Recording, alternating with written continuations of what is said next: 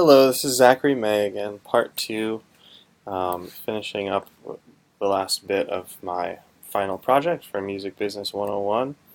Um, we're in the section about facility and asset management. Um, so moving on here. In addition to the spaces that we have and the plans for this year regarding those, there's also several considerations regarding instruments and supplies that we use for the program. To start with, we keep an inventory of over 100 instruments that are available for loan to students. And a big challenge leading up to this year has been an inherited numbering system that was not consecutive and was fairly difficult to use.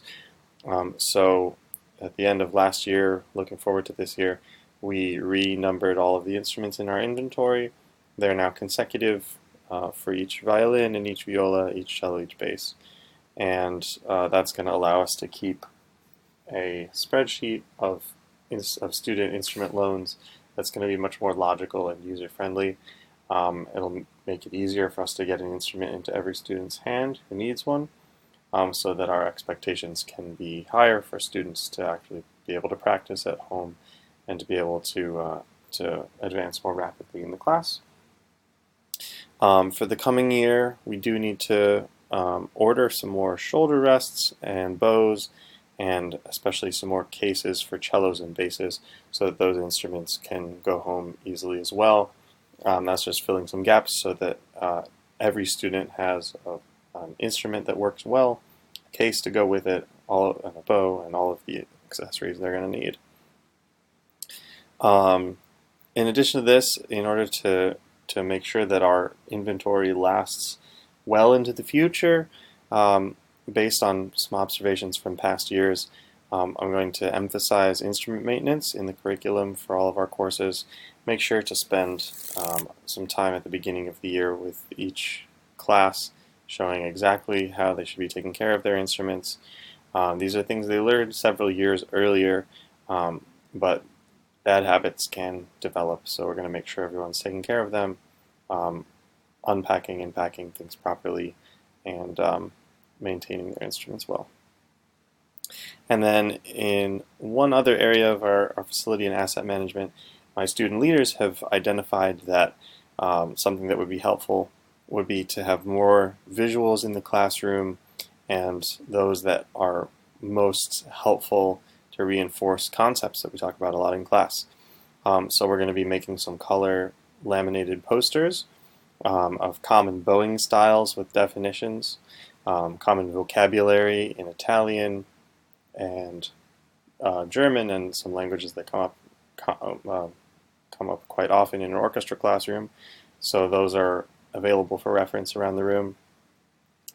Historical time periods for music, sort of a chronology of the Renaissance, Baroque, classical, Romantic, and 20th century musical time periods, with composers from each time period and other significant historical events and architecture and other things that happened during each one of those eras, so that those are available for easy reference.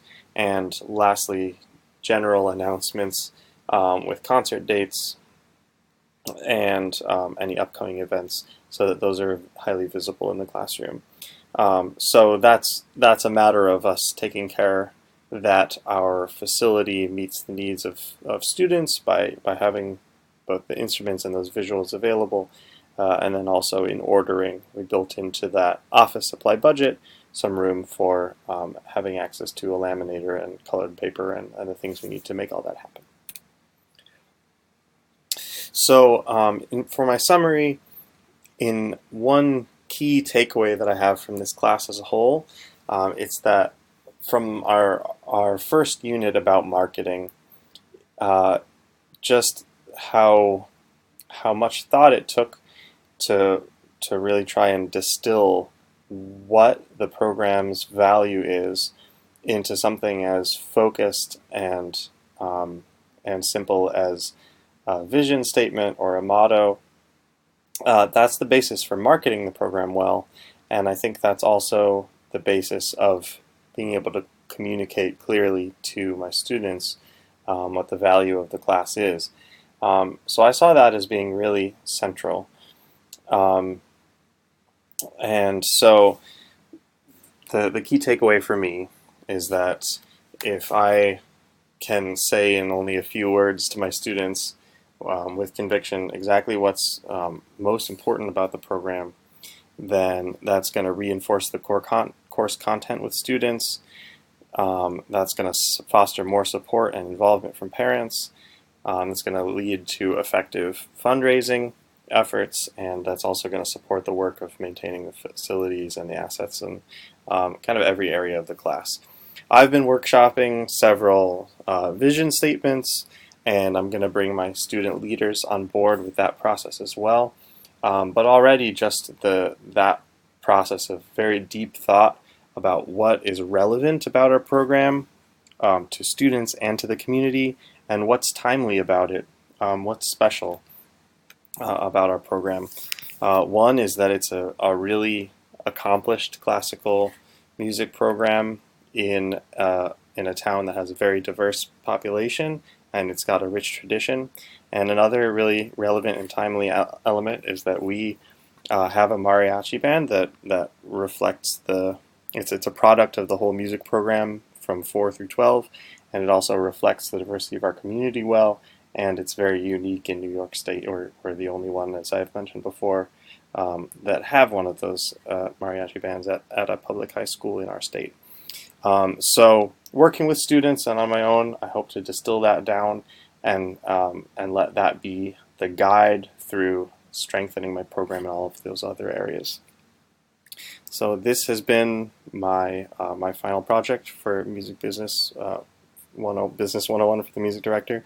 Tom, I want to say thank you for presenting us with all this fantastic information, these great ideas, and I really look forward to taking them to my students to make their education even better.